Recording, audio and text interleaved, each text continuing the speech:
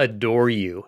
If you're curious how to unlock the secret chambers of his heart, of his mind, to make him want to help you, to want to serve you, and to want to cherish and adore you for life, your special man, then this is the training. Me and my wife, Antia, are going to reveal all the secrets today because we've been doing it for over 20 years combined with helping thousands of successful women all over the world to get a loving, long-term, and committed relationship. So let's go ahead and start diving into these powerful principles. And again, like I said, I have my lovely wife here. Do you want to say hello?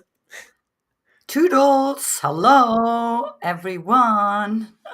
Hello, everybody. So let's go ahead and dive in. I want to start this off and share with you this principle of how to ask properly to a man, because this will unlock so many secrets for you in your romantic life and especially in your relationship. So, a lot of women get confused with how to ask properly. Instead, what they end up doing is they demand. They tell a man what to do, or they complain and they say, well, why can't you just like reach out to me more often? Or why do you always have to leave, on these days when I want to hang out with you? Or why can't you just do this or that or this or that or that? And this ends up pushing a man away because here's the thing: when a man really cares about you and he's become bonded to you in some way, he wants to make you happy. He gets his sense of purpose, of heroism as a man when he knows he's making you happy, that he's doing a good job, that he has value. So what we want to teach you here today and what we're going to talk about is how to ask properly in a way that draws him in and that activates that hero instinct inside of a man, but not just with a man. This will unlock all the relationships in your life where people just want to give you stuff. They want to serve you. They want to make you happy. They want to help, because what you're actually doing is activating your feminine core, which unleashes magnetism. It unleashes the power of the masculine in people around you to want to give and provide, because the masculine gives, the feminine receives, just like in sex.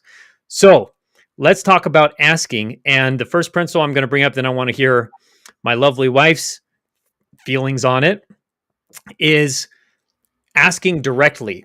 So instead of complaining or telling him what to do, if you ask him, so you should never tell, you should always ask.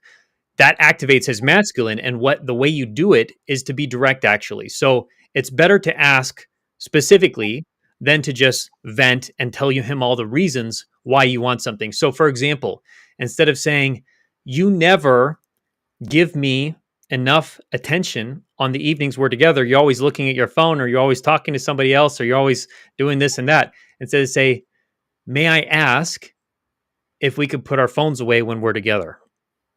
So it's very specific, it's very direct, but it's respectful and it's vulnerable and it's feminine.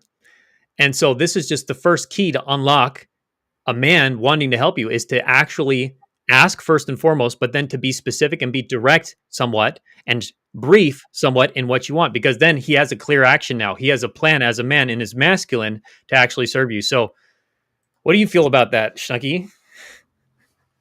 Yeah, 100%. And I love that acknowledgement, right? Because then it doesn't feel like piercing. Because I feel like I love to always practice what Brody preaches, or when we have like a new concept, and I can feel the difference when I implement it myself and when I don't implement it myself. And it feels so much better. It feels so much more like, honoring and, like you were saying, respectful. And I mean, of course, to me, it brings me great joy because I obviously respect my husband. So hopefully you do that with a man that you respect, because of course it's going to be hard to do it with someone that you don't necessarily respect, right? Yeah, and an important piece of this as well is that a lot of women have a hard time being vulnerable and actually asking for what they want. So that's why they don't ask. That's why they go into demanding or telling, is because they say, well, it feels too, I don't want to feel weak. I don't want to feel Mhm. helpless. I don't want to feel like I need him. So Mhm. instead of just asking for him to help me, asking him to open the pickle jar, asking him to take out the trash, but again, asking it politely, asking it the way we teach you, because you could really ask for anything. You could ask for a house, you can ask for a car, you can ask for a baby, but You have to do it respectfully. And then In that that unlock in order. that order, yes. And it unlocks all the potentials when you do it that way. But so the key is to be willing to embrace that part of you that actually may feel a little vulnerable, that may feel a little bit like the damsel in distress, and to say, well, but I don't need no man. I don't want to help. I don't want him to help me. I don't need his help. I don't want to rely on him. Well, what if you could? What if you could rely on a man? What if you could have a hero, your knight in shining armor, who wants to do whatever it takes to make you feel safe, to make you feel happy? What would that be like?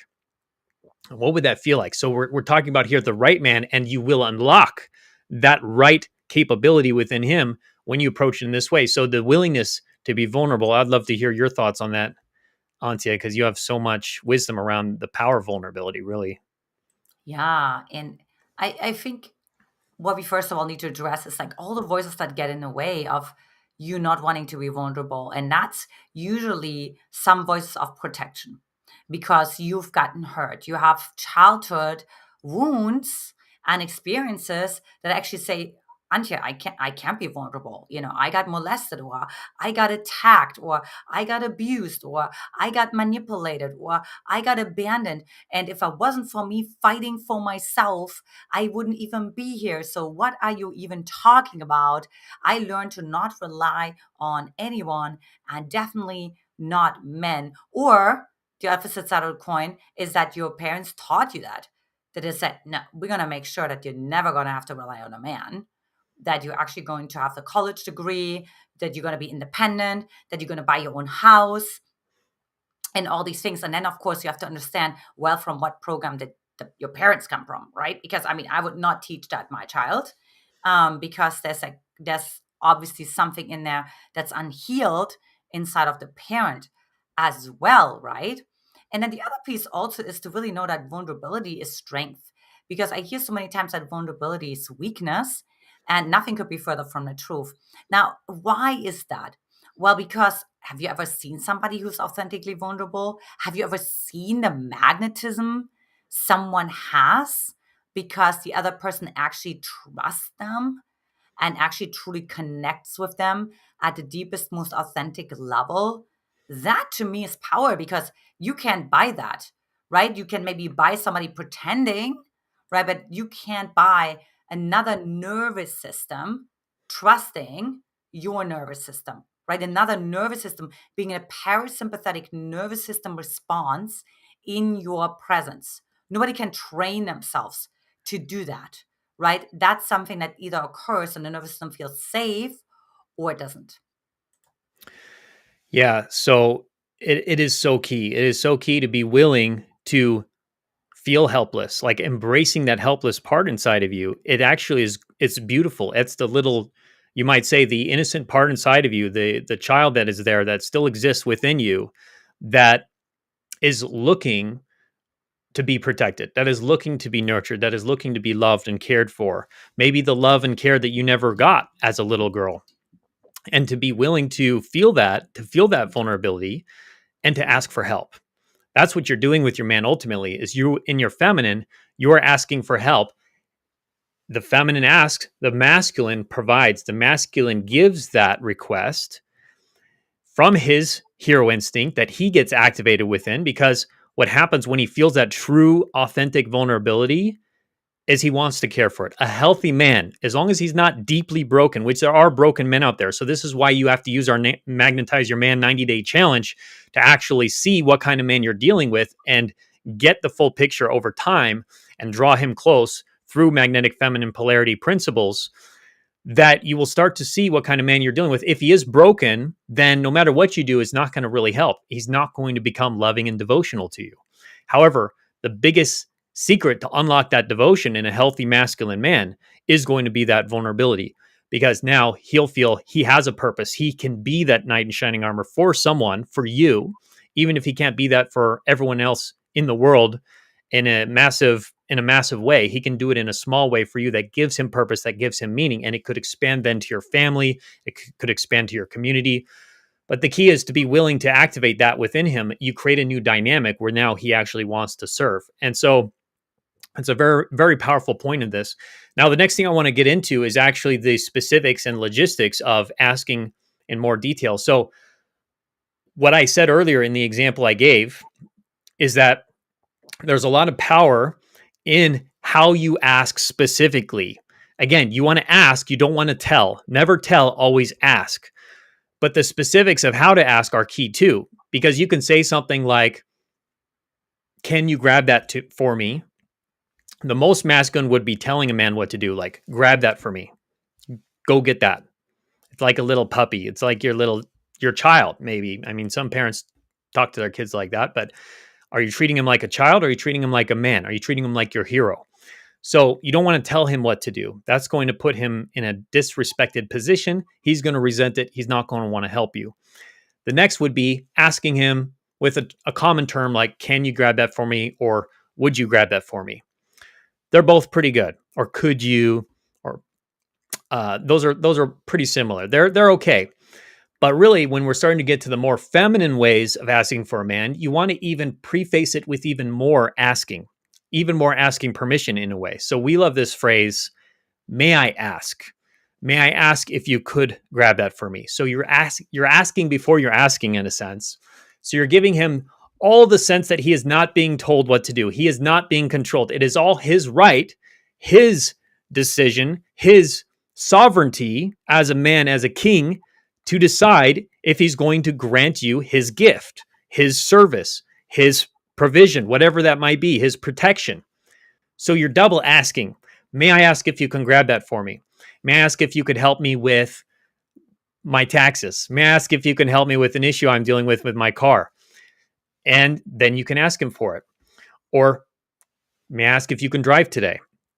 So that may I ask is a very feminine way to do it that unlocks even more devotion from a healthy masculine man. Now, we can even sweeten the deal even more and add some bonus points where you can say something like, may I please ask if you could help me with this? May I please? So we add that word please or pretty please, makes it even more feminine. It's like adding some feminine perfume onto the question. And so that's great. Adding the word please is powerful. And you can take it even to the next level when we add something which we call honorifics. Now, honorifics is an endearing term, but it's also a title of respect and admiration that you can use towards your man. So I have other trainings. We have trainings that we talk about this in, but you can add something like, may I ask if you could please grab that for me, my king? Or you may not be at the point where you could say something like my master or my boss or daddy, but daddy seems a lot more common these days. May I ask if you could please grab it for me, daddy? So now we're even turning up the heat in a bit of a way here. So this is where the passion can ramp up, but it's also a very respectful way. You can call him professor, you can call him Mr., you can call him sir, call him Mr. James, whatever his last name is. And it adds that extra level of oomph to the feminine mystique. So let's combine that. And so you can hear what that would sound like. May I ask if you can please help me with my car today, daddy? Or my king, or my giant, my dragon, whatever is that term that you feel is endearing, something that you pick between the two of you. You can try out a couple. It gives some variety that can activate his masculine instinct as well. So I'd be curious to hear your thoughts on this, Shnuggy, of specific ways to ask. What has your experience been with me and the things you've tried and seen that you really like? Yeah. So, because of course, I can already feel the woman's nervous system retracting.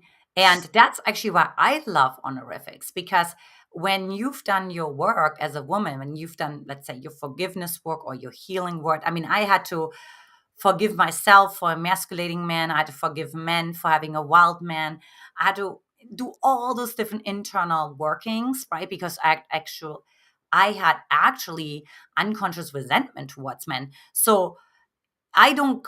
I mean, I don't cringe at any of the names. Like I'm like literally whatever my husband wants to be called. I'm happy to call him that, right? Because I don't have like any stories that somehow makes me weaker, or that somehow I'm like helpless or powerless, or all these stories we tell ourselves, right?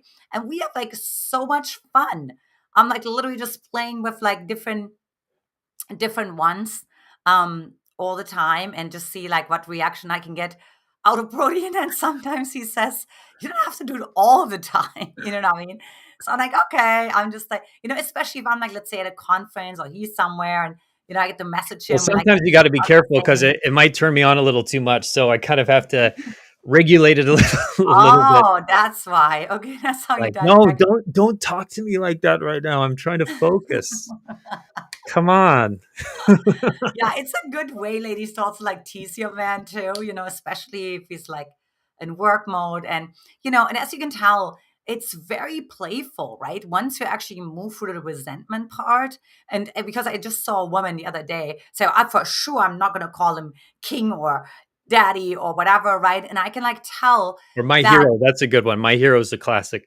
yeah, but I was like sad for that woman because I was there too. And it actually cost me a lot of connection. It cost me a lot of joy, it cost me a lot of pleasure, even in my own feminine, by having all this resistance, right? Well, actually, there's nothing, but he's not taking advantage of me, or he's not going to overpower me, or whatever stories women have. What happens if you out of the sudden call your husband sir, or it's like my favorite that I like to tease you with. I say daddy sometimes, so like that's not my go-to. Boss. Boss is like my go-to. Yeah, that's fun. And it's so fun. It's so fun.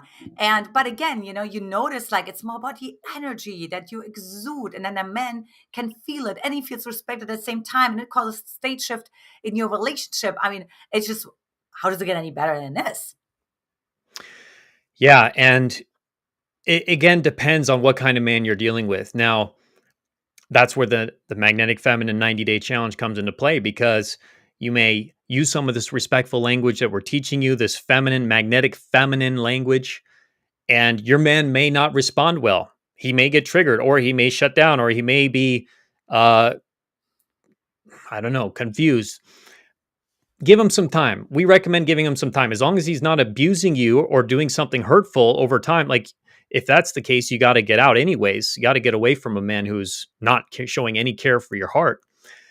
But over time, he may just need to be stepping into his own masculine. He may need to be activated. And that's what you can do for him. That's the greatest gift you can give to a man, by the way, is you being connected fully to your feminine core. That activates him in his masculine core, which every man has a masculine core, every woman has a feminine core. So you activate him in his masculine core, and he starts to really like it. Over time, he starts to love it because he's feeling more powerful. He's feeling more confident. He's feeling like a better leader for you, a better protector, a better provider. He's feeling like a hero. You get to appreciate him. You get to admire him. You get to respect him and trust him even more.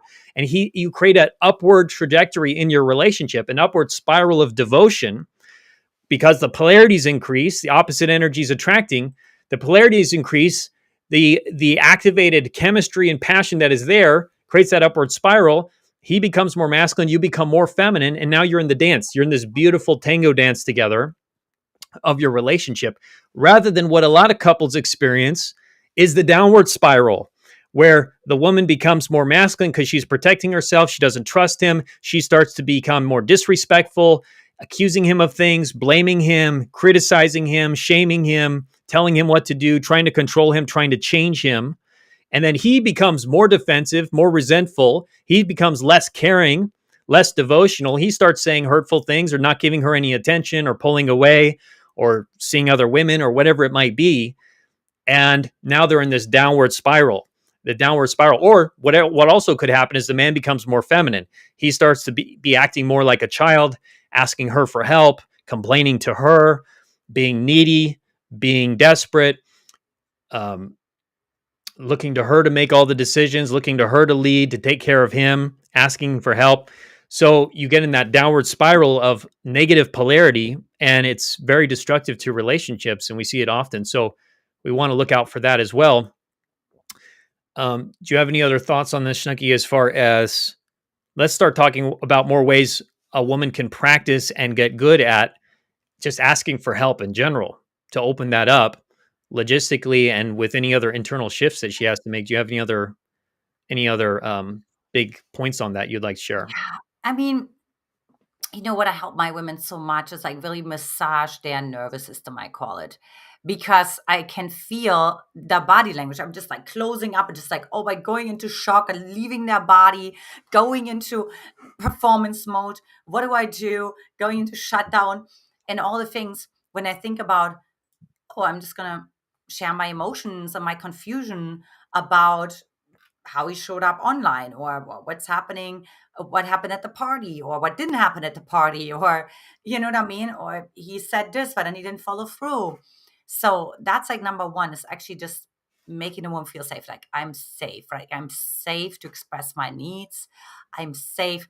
And then I also have a woman visualize that it's well received, right? Because we have this unconscious programming, also of course from our childhood, that it's not well received.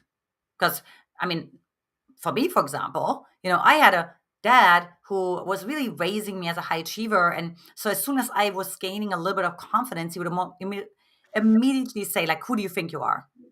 So if we remember, our parents become our internal dialogue. So of course, my story was, oh my gosh, if I set a boundary with a man and actually say, you know what, I have to leave right now, or you know what, I didn't feel comfortable with how this was handled, or I'm not ready to be physical yet, or whatever, that of course in my internal dialogue was like, who do you think you are? And I saw like a man like attacking me. And then it's funny because it actually never happened, right? 99% of the things that we rehearse inside of our head never happen. But it had an impact because I didn't set the boundaries. And I hear from women all the time is, by the time they actually express what they need, or what they didn't agree with, or what they were confused about, or what they feel sad about, like it's too late, right? The man doesn't even remember anymore. There's no more context. And on top of that, the man is saying, wait, why didn't you say that 3 weeks ago? Or I don't remember anymore why I said that. Or so it's going to be really hard for the man to acknowledge the woman, and the woman doesn't feel heard. And then she doesn't feel seen. And that makes her feel insecure and makes her feel unworthy. And so it goes down this downward spiral. So I think that's why it's so important to actually not only express your needs, but do it in a timely manner. Do it like in the moment, right? Have it like be a practice to be like in the moment. Hey, I'm noticing something. Can I be honest with you? May I share something with you? Right? So you're immediately like, hey, and I mean, I would say 9 out of 10 times, and maybe Brody can correct us here. Um, he'll say yes. I mean, unless he's like, on a work meeting, or he's single focused, finishing something up, wanted to be fully present with you. Or, of course, if it's a quote unquote broken man who is not available for these kind of conversations, but you can't build a relationship with a man like that, anyways. Yeah, an important piece of this as well is that when you ask a man for help with something, what you're doing is you're giving him the opportunity to win points with you. Because here's the thing that happens a lot in relationships. A man may feel that he's not doing a great job. Or he may not feel that you're happy as you could be. And so he feels down about that. His self-esteem is dropping. He doesn't feel like he's doing a good job as a man, as a provider, as a hero, as a partner for you, but he doesn't know what to do. All he hears is maybe complaints, or you maybe being disrespectful, or maybe not saying anything. And he just feels something is off, but he doesn't know what. So when you make a specific request, and when you're asking for help in a respectful way, in a vulnerable way, that he can hear, he can digest, he doesn't feel like he's being attacked or he's being belittled. What you're giving him is the gift of having clarity and having a plan for how he can win with you, how he can make you happy. So that guidance, your question, hey, babe, no, don't call him babe, by the way. He should be calling you babe. Babe is not a masculine term of endearment. Use my king or my hero or daddy or boss or master or sir or, gladiator. Don't use baby or honey or sweetie pie. That's going to put him more into his feminine, obviously, although it's very common. So instead, you're going to say, hey, my king, hi, sir, or you don't even have to preface it with that, but you're saying, may I ask if you can give me some advice with something? May I ask for some advice with something? May I ask for your help with something? Could you help me out with something? And then when he says yes, which he likely will, you can ask him what your question is or what you're struggling with, and you're giving him a clear way he can win. Or even if you're being more direct and saying, could you drive us tonight? Or may I ask if you can drive us tonight? That's giving him a clear idea where he can win with you. He's like, oh, yeah, of course I can do that. Even if you were to say something like, may I ask if we can talk on the phone tonight? Or may I ask if we can go out tonight? You're giving him a clear plan. You're not giving him a clear plan. You're giving him a clear signal. So the masculine is planning, but what you're doing from the feminine is you're giving him a signal, and he's saying, "Oh, if I want to win points with her, that's how I can do it. That's all I have to do is what she just asked me. It's clear. I get it. I understand it." Rather than if you're just constantly complaining about vague things like you're feeling hurt, or you're upset about something and you're just ranting about it, it's not necessarily giving him a clear direction of what he can do, and it's also probably not coming to him in a respectful way that he can actually receive. So you're giving him a signal. You're giving him like the lighthouse on the top of the mountain next to the ocean. You're giving him a signal of where he can go to find the safe harbor, where he can go to win with you, and likely he's going to say yes. Likely he's going to want to do it because now he has that masculine clarity. He knows what to do. He has a mission. Men want a mission. They want you to give them a mission, ideally, but do it in a respectful way. They don't want to be told what to do, but they do want to have a path available to understand, to know how he can make you happy. So that's a big part of what you're doing when you are making a request to him in that way. So with that, I'm going to go ahead and answer some questions here because we have some good questions coming in. All right. And so let's see here. So Luciana said, I always call him Daddy Superman, my king, Daddy Superman, Master, Gringo Daddy, Sexy Gringo, Gringo Superman, American Gringo, and also Portuguese masculine names, and he loves it. Yeah, that's actually an advanced principle. So we didn't talk about that today. I talked about it in our other honorifics training, but you can combine these names as well. You can call him Master Daddy or Gladiator King or Tiger Lion, Tiger Daddy. So there's a lot of ways you can combine it. That's fun. So have fun with it as well, but use the masculine terms. That's going to inspire him to want to be that for you even more. You're helping shape his identity when you do this. So that's very powerful. And then she also said, she said, calling him daddy had him feeling uncomfortable at first, but now he loves it. So that's exactly what we said before. Sometimes he has to just get used to it. Sometimes he's not used to you being in your feminine or you actually talking to him with feminine language. And so he has to adjust to it a little bit. You may not have learned he may not be used to our advanced magnetic feminine communication principles that we teach you here. So he has to get used to it and step into his healthy masculine. And then he wants to devote to you and he loves it. And it will ramp the passion up in your relationship for sure. Blossom said, what about important masculine traits in women? For example, assertiveness, sovereignty, emotional composure, taking responsibility, etc. Many men want women to have those qualities too. Do you want to address that, Schnuggy? Well, I think that's more for you, right? Yeah, well, either of You're us. the man. I was curious if you have any thoughts on it first or feelings, but I can go into it. So yeah, of course, these can be valuable traits, right? They're valuable human traits, like confidence, for example. Confidence, inner strength, inner believing in yourself,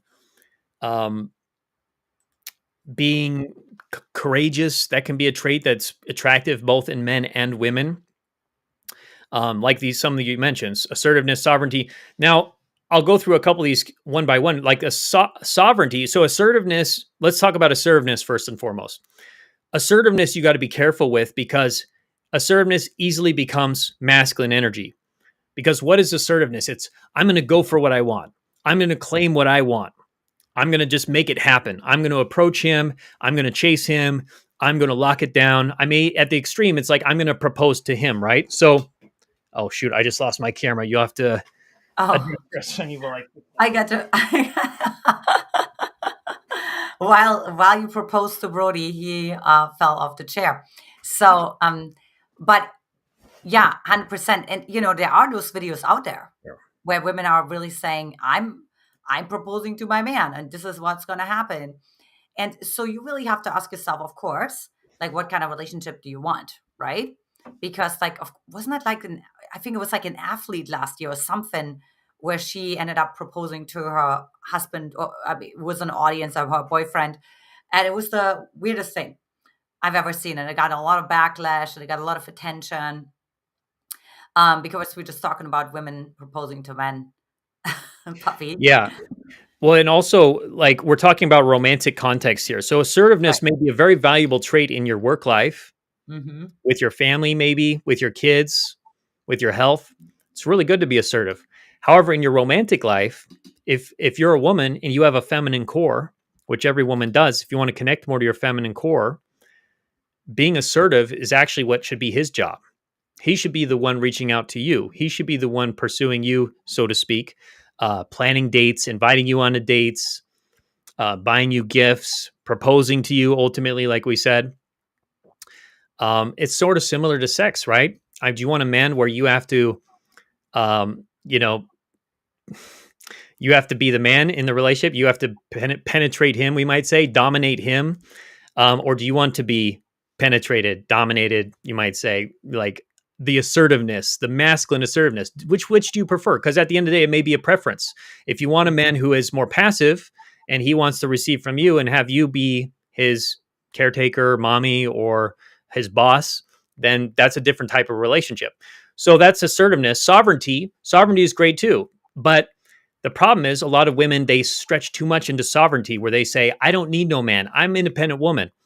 I don't I I don't need a man to make me happy. I don't need anything from him. I got my life put together. But then what happens is if you're too sovereign, if you're too independent, where's the man going to fit in? Where does he have a place in your life? Like we talked about, if a man has a hero instinct inside of him, he wants to make people happy, he wants to be of value to others, he wants to have a mission in his life, then where's he going to have that mission with you? You're sovereign. You don't need him. And if the man doesn't feel needed, he's going to look elsewhere where he is needed. And that's just a fact. That's just the way that men are designed, and especially men who are connected to their masculine core. They need to have a mission. If they don't feel needed, why are they here? They're going to get depressed. They're going to feel purposeless. They're going to be like a ship without a rudder. So you want to be careful with sovereignty as well, because a man needs to feel needed at the end of the day, especially with a woman he's with. If he doesn't feel like he can really be of service to her in a deep way where he is like needed, that he is that source of deep protection, deep provision, deep, um,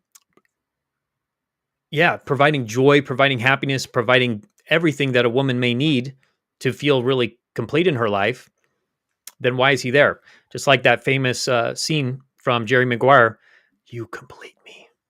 You complete me. Like he wants to feel that he completes you, that he has something that he can provide. So that's a big important one as well. Emotional composure, that's a very masculine trait also. Masculinity is about stuffing away your emotions, actually. Think about it on a battlefield. If a man is too emotional, if he's too afraid, he's not going to run into battle. He's not going to defeat the enemy. What is he going to do? He's going to run away, or he's going to collapse on the ground in a puddle, crying, and he's going to die. So men have been created with this instinct to do what is needed, required of, regardless of their emotions. And actually, emotional composure is required for that. Feminine energy is the opposite. Feminine energy is about the full rainbow expression of your emotions, the light and the dark, the shadows, the fear, the anger, as well as the happiness, the joy, the gratitude. He wants to feel it all. He wants your full heart. And if you're too composed, if you've got it all together all the time, he can't feel your heart. Now, again, it doesn't mean that you can't have some emotional responsibility and be able to self-process, but you should never stuff away your emotions. You should never bypass your emotions, especially as a woman. You need to feel them fully. You may need to do it in private, but a lot of it you can also do with him if you do it in the right way, which is what we teach you with magnetic feminine communication in our more advanced trainings in our coaching, how to actually do that. Responsibility as well. Yes, you should be responsible for yourself. You should be responsible for your emotions to some extent, but a man in a masculine feminine polarized relationship, he's taking responsibility for the relationship itself. You know, in Christianity, they teach about the man being the spiritual leader of the household, that the man has a divine responsibility to take care of those he loves. Just like Jesus had that divine responsibility when he came down to earth and saved humanity. He felt responsible for them. He even took on their sins as his own. So that's the kind of level of responsibility a man feels in relationship, that he takes it on. If there's a sin in the relationship, if there's something wrong in the relationship, it's his fault. A lot of men will take this on, especially the more masculine he is. If you're unhappy, if there's something wrong, it's his fault. He's got to do something about it. Not maybe his fault, but it's his responsibility to fix it. And that's why men are so oriented, masculine men are so oriented towards solving problems. They need to solve the problem for them to feel like they're fully connected to their masculine. And if you don't provide him with any problems because you're always the one taking his problems on or being responsible for him or being his mommy, then he has no place for that. So it's a balance. Yes, some of these traits you do want to have, but the majority, a lot of it, you can offset onto him, onto the right man, onto the man you meet. Let him take that on. Let him be assertive with you. Let him take on the sovereignty, the kingly sovereignty for his own, for the realm, for your family, for your relationship. Let him have the emotional composure. Let him take on responsibility. So, yes, he may want and admire these traits, but if we're talking about passion and polarity, then he actually wants the opposite of this. He wants you to be the exact opposite of a lot of these traits you described, in the right way, of course. It's a balance. I'm not saying go to the complete extreme where you're completely dependent on him. You can't even feed yourself and you can't do anything without him doing it for you. That's the extreme, right? We're talking about somewhat of a balance here, but you want to find your sweet spot in the feminine side of things. So you will attract a man who will take care of you, who will devote and will love you as the precious, valuable, queenly, feminine woman that you are. Do you have any thoughts on that, Shaggy? Yeah, I think I really want to address the story around emotional composure because, what I've seen with my women is that the men want like a woman who's like the safe haven and they just want the peace. And so it sends sort of like this message to the woman that a man wants a woman who has emotional composure. But I think it's really more like an emotionally unavailable man who talks about like that, because an emotionally available man, a masculine man, is exactly what Brody already said, will appreciate the range of emotions. I mean, when I stepped into my anger and Brody actually saw it and he saw me stepping into my rage and obviously not attacking him or targeting it towards him, but expressing it, right? He could actually also access his own version of that, right? When he saw me breaking down, crying, all of that, he saw me at that most vulnerable moment, and again made me magnetic because I was vulnerable. And immediately, that's funny, even to this day, not funny, but when I have a moment where I feel sad or helpless or I'm just hitting a wall, and it's so, but it's like right there, like physically speaking, right? And so we women have sort of story, oh, I need to be emotionally composure myself. Or he mentioned, oh yeah, his ex was like an emotional mess. And so I mean, therefore, I need to be an emotional composed person, or maybe you learned it all together from your parents, right? But that's actually a myth that I would like to debunk, that that's even something that a man is looking for. Yeah, so that's a very great question. Thanks for asking that, Bloom. And we have another similar one. Julianne said, every time I'd ask for help from my former partner, he would say, "It'll work out. Don't worry about it. You'll figure it out." She made like a wonky face. So yeah, so this sounds like a broken man, and this is also a feminine man. That's what a man will say when he's trying to offload his responsibility. And he's trying to say, "You got it handled. You're the responsible one. I'm not. Don't look to me to be the responsible one. Like you're the responsible one. You're the mommy here. I'm the little boy. So you could handle this. You got it taken care of. If anything, I need help from you."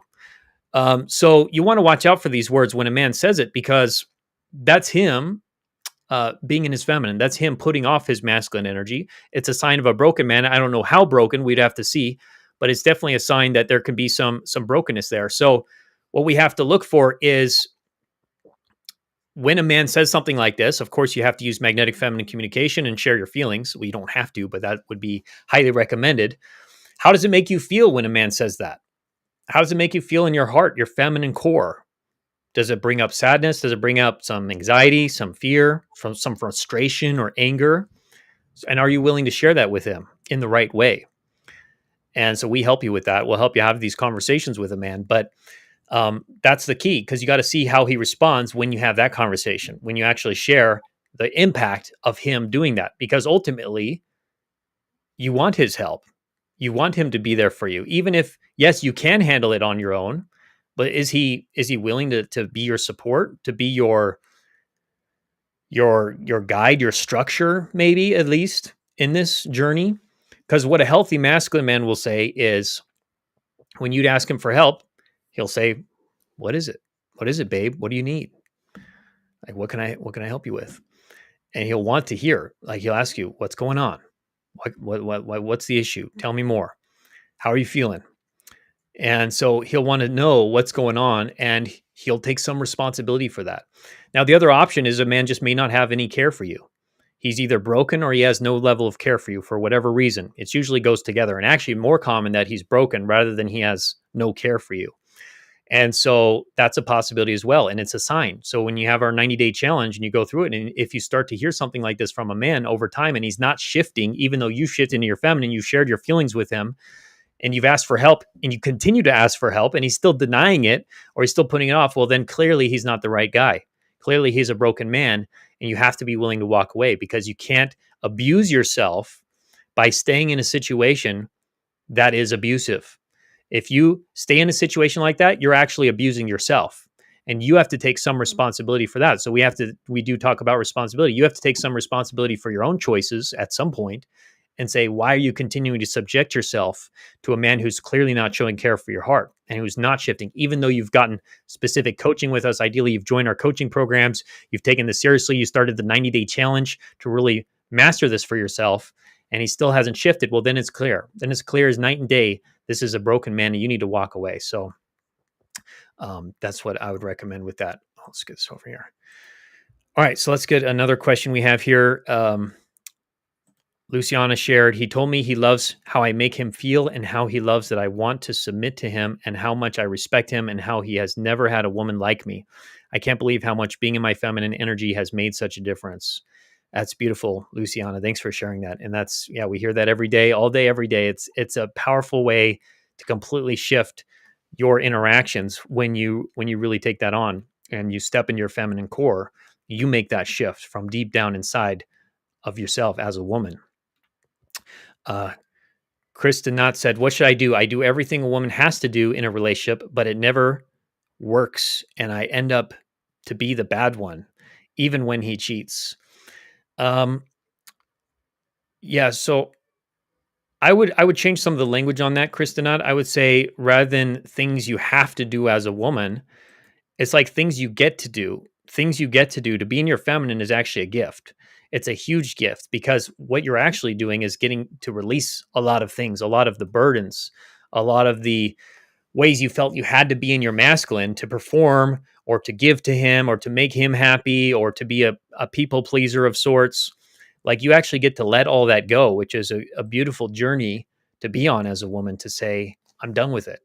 Feminine energy is about being. Masculine energy is about doing. It's about trying to solve the problem and trying to be perfect and trying to give, give, give, give, give. That's all masculine energy. That's being a mommy to him. And now if you're doing this and you end up in a situation, like, I don't know exactly what you've done and how you did it, because that's where a lot of the difference is made, is in exactly how you do this, how you actually connect. Because a lot of women think they're in their feminine, they believe they're in their feminine, but when we actually look into it and pull the hood up, we find that they're actually still in masculine energy. They're actually subtly still trying to lead the man, trying to control him, trying to change him, they're attached to the outcome. And so there's a lot of powerful distinctions we need to make sure you're actually in your feminine. And then if it still doesn't work out with the man, which is pretty rare, but if it then doesn't still work out with the man over a period of time, let's say with our 90-day challenge, and it still doesn't work out, he's still not treating you like a queen, like his princess, like his darling, then he's clearly a broken man. And you have to be willing to walk away. And then we look at the bigger picture. Why you keep attracting broken men? If that's one broken man after another, we have to look at what's the deeper issue here? What's the shift that needs to happen inside of yourself to actually attract healthy masculine man that treats you right? Do you have anything to say on that, Snuggie? Um, I may actually have to run now, and Nanny's like locked out. Oh, okay. Well, why um, don't you take care of that and I will yeah, you continue. may want to just a total human moment. Alrighty, All I'll be right. right back. All right. So yes, so that's the big thing is really what I said is you have to look at then the pattern of why are you attracting men like that? And we need to go deep and so we can solve that, which is the bigger problem there. So hope that was helpful. Just not. Um, all right. I have a longer question here. I'm not sure if it's all going to show up on the screen. I'll put most of it. So Karen said, uh, I have a man friend in a long distance relationship. He's gotten where he is less interested, texting less and telling me he is tired. We did have a good emotional connection up until the past few days. I think there must be another woman in the picture. I sent a text today asking what is going on. I asked him not to read until he gets home. He has a high profile job and he does work long hours. What do you think about my concerns? He has recently started opening up about himself. We have been texting for about 6 weeks. So what do you think about your concerns? Um well, that's a judgment. So that's a subjective opinion that he has gotten less interested. We don't really know if that's true or not. Now, what we can look at is how often he's been texting you. Has he been texting you a lot less frequently? Has he been talking less to you? That's more likely. Is he spending less time with you? That's a better sign, but it's still not for sure. So we want to look at that. Um, and also, if there's another woman in the picture, we don't know that, so we can't jump to conclusions with that. I would not recommend sending a text just asking him what's going on. That's actually masculine energy. What we want to do is share your feelings.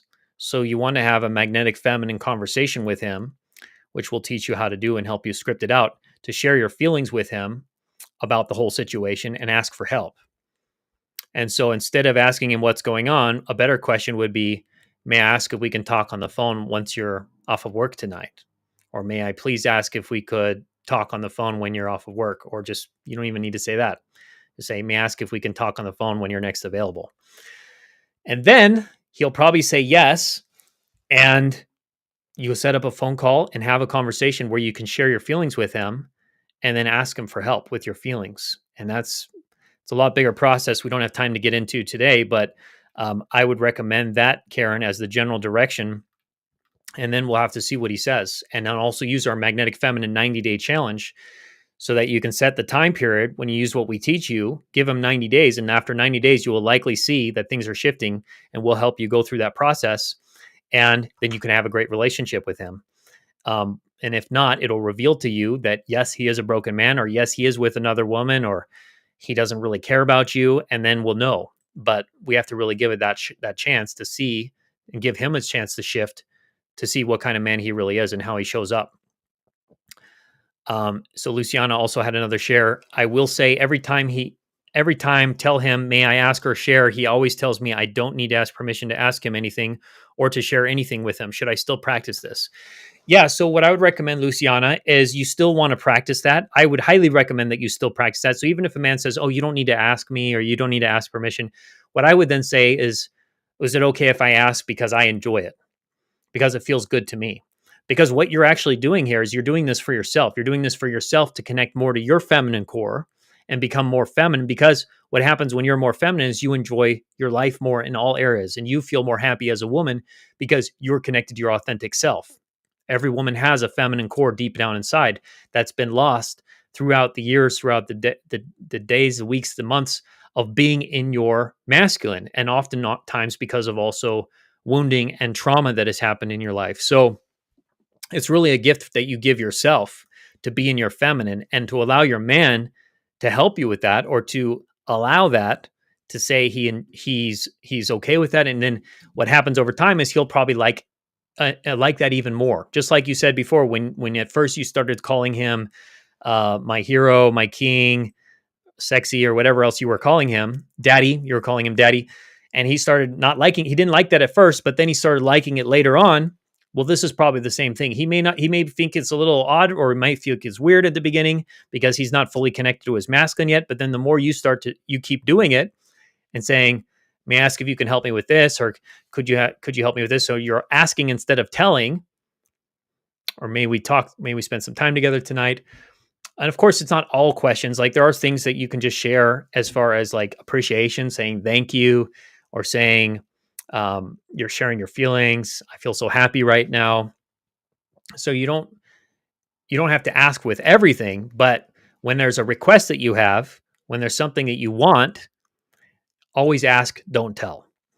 Don't tell him what to do. That's just going to push him away. And then you'll destroy the good thing that you have going on, which you'll start to make him actually lose polarity and start to feel even disrespected. I don't think you're going to do that, Luciana, but it's a balance, right? Because that's where the beauty comes is you're speaking up, you're sharing your desires, you're putting them out there, but you're doing it in a respectful way. And then he'll be activated. So that's what I recommend in those situations is ask him if it's okay. If he says something about it again, just say, is it okay if I do it because I enjoy it? Is it okay if I ask because I like to ask? It feels good to me. And then he'll probably say, yeah, that's sure, because he wants to make you happy. He's just probably saying that because he wants to show you like, look, I really care. Like, you don't have to ask me, like anything you want, I'll give it to you. But then, you got to be careful with that because he may just be saying that because he really likes you. But over time, he actually will appreciate you honoring his provision in that way and not just taking him for granted. So we want to avoid that changing at some point, which is why I would recommend keeping it going. All right. And then we have some other questions here. And okay, Robin said, I have a boyfriend.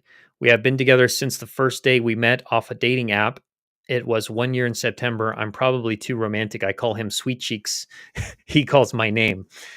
Yeah, so I would recommend that you stop using names like that with your guy, Sweet Cheeks or Honey Bumpkins or Cutie Pie or Schnookums.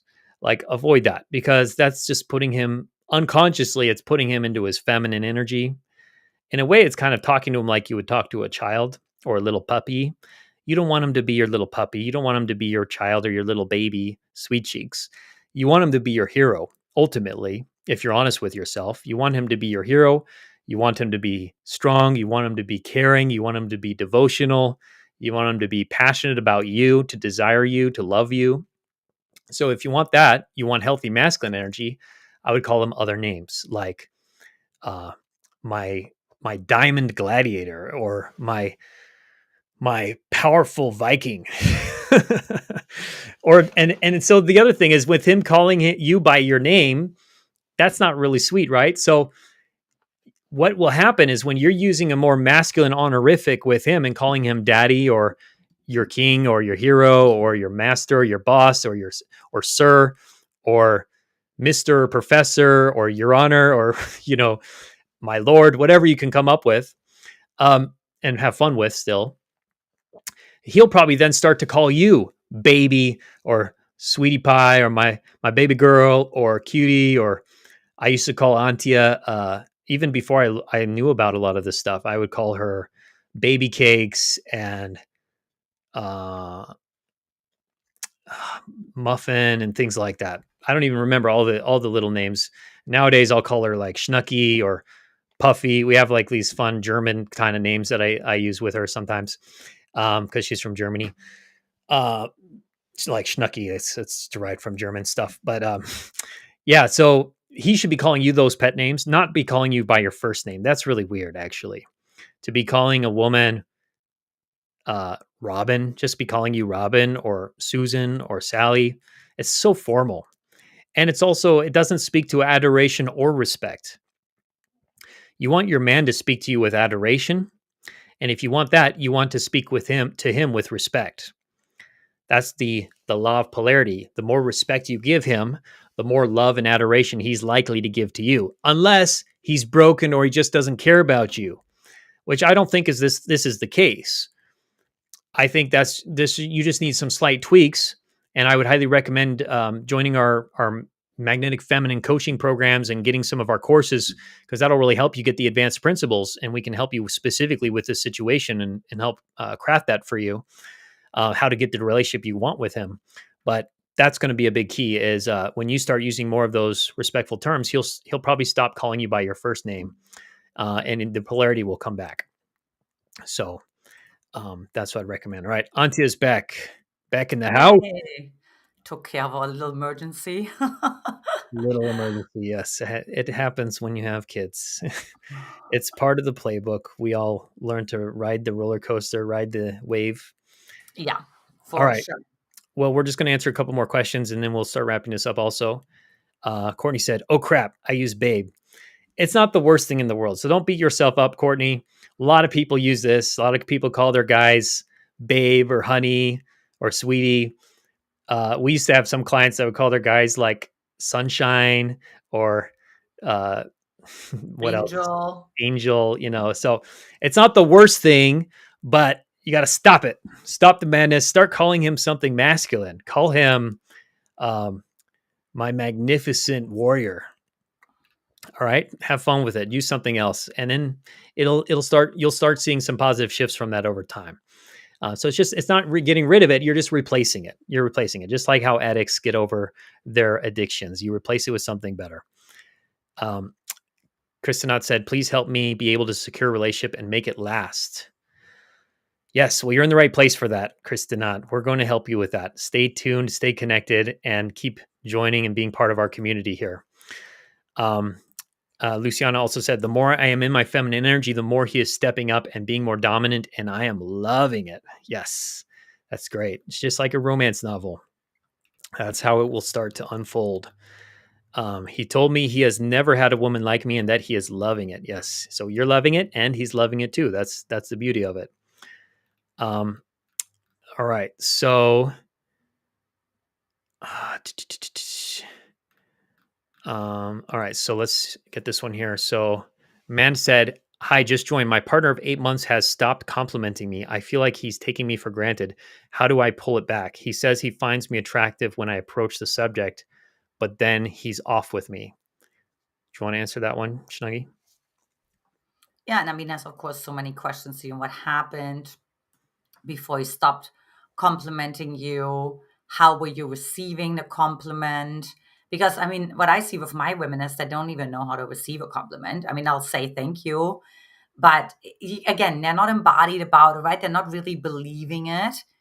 And another piece is also, yeah, it's like how else are you over giving or over serving, or when a man starts to take a woman for granted is because she doesn't honor her own boundaries. So there's just a lot of questions here that we have no answers to.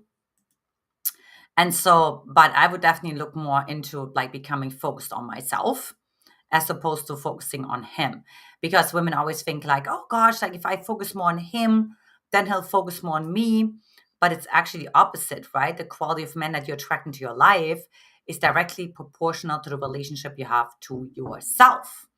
So when was the last time you've taken yourself out on a date, or have done something wonderful for yourself, or have nourished your spiritual self, right? We talk about the different archetypes in our program. And so there's different parts of ourselves, inside of ourselves, different energetics that need to be fed. So which ones have not been fed for a while, right? Because if they don't get fed, then you actually lose magnetism. And then a woman can start to feel, taken for granted. So, and, he says he finds you attractive when you approach the subject. And then that's also about using feminine communication, asking potentially for more or at different times, or to be just more specific. Yeah, it's great. And let's see, I had another good one here. Robin said, "I couldn't fit the important thing. He has really never bought me anything. My birthday was last week and he texted me. I went to his house on Saturday with dinner. I said, 'Where's my birthday card?'" Yeah, so saying "Where's my birthday card?" That's a very masculine thing to say. It's for one, it's demanding his provision. It's making him feel guilty. And in a way, it's like an attack also. It's a demand and an attack at the same time. And here's the bigger picture. You want to avoid feeling entitled to a man's provision. Just like you would want a man to avoid feeling entitled to your body, right? You want to feel that his gifts, whatever he gives to you, is a gift and not something that is to be taken for granted at all. And so um, that's why you want to use feminine communication. And for one, detach from the outcome. Because if you just showed up at the house and realized there wasn't a card, and for one, you were detached from the outcome, so you were just enjoying his presence being there. But then when there wasn't a card, you started feeling some sadness. And if you were able to share that sadness with him in the right way, in a respectful, vulnerable way, that would have a much different impact on him, because now he would get to feel your vulnerability. Now he'd get to feel the emotions behind it, your feminine core, and that would draw him close rather than saying, "Where's my birthday card?" Probably pushed him away, probably made him get defensive. And maybe he made up an excuse. Maybe he laughed it off, made a joke about it, but he wasn't really shifting his level of devotion towards you. And then also the problem is you're going to his house with dinner. It sounds like you're doing a lot for him. So the polarity is probably also off in that sense, that you're giving more than he's giving to you. Remember, masculine energy is about giving, feminine energy is about receiving. So if you're giving him dinner, if you're making him dinner and bringing it to his house, like, what is he doing for you? What has he done for you? And if he's not doing anything for you other than maybe having sex with you, then you need to stop. You need to stop the madness, and you need to start asking for help more. You need to start asking for things from him. You need to first off stop doing things for him, and then you need to start asking him for things respectfully for yourself and appreciating him greatly when he does those things for you. That'll start shifting the polarity back in the right direction and have some of the silliness stop, where he's not really showing a lot of real care and value for you. So, yeah, hope that was helpful, Robin. All right, so let's see here. We may answer one or two more. We got the complimenting question. All right, so let me get Antia back on. So Tina said, it's hard for me to be in a relationship because I have someone I am interested in and been dating, but it's hard to get him to open up and communicate, etc. Do you have anything you want to share about that, Snuggie? I mean, it's very general, right? Like we don't know anything about how are you communicating, how long you're you've been in a relationship. Are you guys on the same boat? What does communication actually mean? Right? One thing I always tell my women is when you say communication, what does that mean to you? You know, to some it means like texting once a week. Some other ones it means twice a day. Good morning and good night. Some other ones it means not just good morning and good night. It also has to be like some emotional inquiry as well. So we got to be like way more specific, like what that means. And by the way, also is that on the phone? Is that in person? Is that via texting? Because we've also seen a huge difference there as well. Because when Brody and I met, I mean, if I would have judged him based on his frequency or lack thereof of dating, of texting, like I would have thought he was not interested. But Brody is not really, truly, authentically believes that the phone is an appointment setting device. So it could be a man like that. And we had women like that who, where the man just picked up the phone and that was that. And there was not a lot of like communication in between because a masculine man, the more masculine man is, the more single focused he is. So he's going to be on purpose. He's going to be on mission. He's got to have things to do. You know, one thing I always tell my women is you're going to be part of his world, but you're not going to be the center of his world. And as far as I'm concerned, what I've seen over the last 12 years, I was like, none of my women actually want to be the center of somebody's world. Like, no, thank you. They actually want to have a man also to have his own life. So there's like a lot of questions that are unresolved, and that may even be blind spots for you because you didn't even know that you should ask yourself these questions. So you're welcome if it helped you to make some distinctions that help you to move this forward and make progress. Yeah, the other thing I would say is masculine men are more likely to show their love through their actions rather than their words. So if you really want to know how he feels about you, look towards his actions rather than what he tells you. Is he showing up for you? Is he helping you when you ask for help? Is he Is he is he reaching out? Is he planning get together? So maybe he's not texting you all the time, but is he planning times to be together, to spend time together, do activities together? And and if he's not, and you would like that more, you could of course still share your feelings about that. You have a magnetic feminine conversation, let him know how that feels to you, what it feels, what emotions you feel, and why, and then he can hopefully help you with that. Julianne sent us a nice super chat. Thank you, Julianne. Appreciate it. She said, "Be blessed. Y'all are amazing and appreciate your channel. Beautiful couple with golden advice." Thank you, Julianne. Really appreciate that. And glad you're liking the show and glad you're tuning in with each of these. So definitely love the super chats. All right. And then let's see what else we have here. There's a couple others. And then we're going to wrap it up here. Well, I may not get to that one. It's a bit longer. So Tina said, I've been in my masculine more, but how do I get back into my feminine ways? Well, you're in the right place, Tina. That's a big question. And that's basically what we cover in our whole channel here, all of our courses, all of our coaching. So definitely stay tuned, keep engaging, keep part of the community because we'll help you in all those different ways and keep asking your questions too. Cause yeah, we can go into more specifics. All right. Anna said, if you ask for help and he says, no, I don't think I can do that today, is it okay to express disappointment? What if it has to do with wanting his time? Yeah. So the feminine principle, Anna, is to detach from the outcome, but to commit to the process. So a big piece of it is when you make a request, as much as possible, to detach from caring whatever response you might get. And I know this is easier said than done, but that's the feminine practice.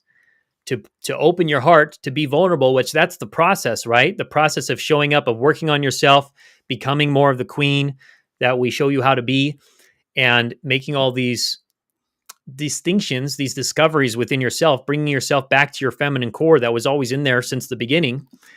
But so doing the work on yourself and to detach from the outcome of whether or not he actually does the thing for you, whether or not he actually gives you what you want or not. Now, of course, you can have a deadline on it, which is what's our 90-day challenge. If he doesn't change, if nothing shifts within 90 days, then it's time to move on. But within that 90 days, I would let go of all the outcome. Who cares? Let it go. So whenever you send a text, whenever you're about to send a text to him, I want you to practice this. I want you to practice being completely okay if he doesn't respond to you, being completely okay if he says no, or being completely okay even if he gives you a negative response. It's a spiritual practice. It's the idea of you being okay regardless of what happens, and you being connected to yourself and enjoying your own life and enjoying being you regardless of what happens. And so that way, you will never be disappointed. If he doesn't respond, you'll be like, okay, that's okay. I'm going to continue about my life. I'm going to continue doing my thing. I'm going to continue plugging into myself like you're doing here with the trainings, with the resources that we give you. And whatever happens, happens. And so now there's also another caveat. That's part of committed to the process. So let's say he doesn't respond, or let's say he gives you a negative response and you have some feelings about that. You have some sadness, because I'm not saying shut off your emotions. You'll still have emotions. You'll have some sadness. You'll have some anxiety, maybe some anger, frustration. Then yes, it's okay to share that. You can still share also the disappointment, but I would avoid using that word disappointment, because if you're authentic with yourself and you go a little deeper, there's something more vulnerable underneath it, which is probably sadness. And to share that with him, like, could I share a feeling that's coming up for me? Now, again, you want to be careful with this because you're also not energetically penetrating him. He doesn't owe you anything. You want to take the approach, he doesn't owe you anything. You're not entitled to anything from him, but you love when you get it. You love when you receive it. You're happy to receive it, and you still want those things. And so to energetically penetrate him would be to just say, like, I'm feeling disappointed right now, or you're not taking care of me, or you're making me feel sad. That would be energetically penetrating him, because he hasn't even said that he's able to even hear that, to willing to even hear your feelings. So then you want to ask for that too. And you say, could I share a feeling that's coming up for me? Or could I share a feeling I'm having right now? And then if he says yes, then you can share the rest. Then you can share, I'm feeling some sadness and I'm not sure what to do. I'm feeling some sadness. Could you help me? Could you help me with that? Or can I ask for some help with that? And so now you haven't penetrated him energetically. Because again, the reason you're doing this is for yourself. This is you practicing being a feminine, queenly woman where you're speaking up, but you're doing so graciously. You're doing so from a place of respect and vulnerability. And then he's either going to respond, he's either going to let you like take care of you or not. He's either going to help you or not. And he doesn't owe you that. And however, he can give that to you if he chooses to you. His mission, if he chooses to accept it, is to show care for your heart. And you have to see what he does. And that's going to show you even more what kind of man he is. But either way, you're practicing being this for yourself, and you're going to shift through that work, through that practice. And likely he's then going to start showing more devotion and care for you and becoming the man you always wanted him to be. Do you have anything else you'd like to share about that, Antia? Yeah, and also to be careful to not generalize, right? So one thing the brain does is like it deletes, distorts, and generalizes. And so what can happen is you may ask him like once or twice, and then he said, I don't think I can do that today. And then you kind of stop because you just say, well, that means he can never do it. And we've seen this actually across the board with a lot of women that when we say, when they're like, oh, we already communicate. I already tried a communication track and that doesn't work. And we're like, okay, let's try it again. You know what I mean? And out of the sudden, magically, I don't know, we have a special sauce or whatever it is, right? But out of the sudden, magically, the man responds, right? So I think there's like this piece as well. And there's also the piece of so that saying it's not happening all the time. It's not always happening, but also seeing like where do you shine the flashlight on? Because I could see it becoming a relationship where you become like you could become nagging, right? Because like every conversation you're having with him is about why he can have quality time with you or how that makes you feel and all of that, right? And it can lose sort of like the spontaneity and the fun and the joy and the pleasure and all of that, right? So that's why I think it's also important to shine a flashlight on what is working in your relationship. I mean, hopefully there is something, Anna. If there's not, then you're probably not even looking at the right relationship, right? But if there is, then I encourage you to also nourish that too and point that out too. And you know what you focus on expands too. And then he wants to show up more for you. And then it's not so much like, oh, every time we talk about this quality time thing and I just can't make it happen. And it could be because he has own childhood wounds around disappointing maybe a parent. And so he'll just repeats that, right? Of like disappointing the other person. Or maybe he never got the space that he really needed. Maybe he had an overdoting parent. I have no idea. And I actually recommend not concerning yourself with that because another mistake that my women make is they become really other focused. And they're like, well, this man has his ex was a narcissist and yeah, and the mom moved out when he was 3. And, you know, so they tell me like this whole life story about this man. I'm like, I don't really care about this. This is the whole problem is you're actually collecting a whole lot of evidence and make a case why he has all these problems. And it's actually part of codependency. You know, what you should concern yourself with is what you think, what you say, what you do in alignment. And if it's not, how can you communicate, but communicate in such a way that he continues to feel like motivated to want to pursue you, to want to provide for you, you know, to want to surprise you, and so on. So that's some of the thoughts I have. Beautiful. Well, that's our training for you for today. And again, if you want to really master this and get the advanced principles and also have us customize this for your specific situation with a man, get our personal coaching and advice and our teams to help you craft the perfect strategy, the perfect communication, which you will know because you will be connecting more to your feminine core, your feminine magnetism, and know how to show up for yourself in your life, with your man, with relationships in general, to have everything that you desire, and especially get the relationship that you want with him for the rest of your life, long-term commitment, loving commitment. Then again, highly recommend taking our free quiz, which you can get by clicking the link below this video or going to our website, magnetizeyourman.com, where we'll help you get the right strategy, get your perfect recommendation to start the path to attracting the love that you want with him long term. So much love. Take care. Hope you enjoyed it.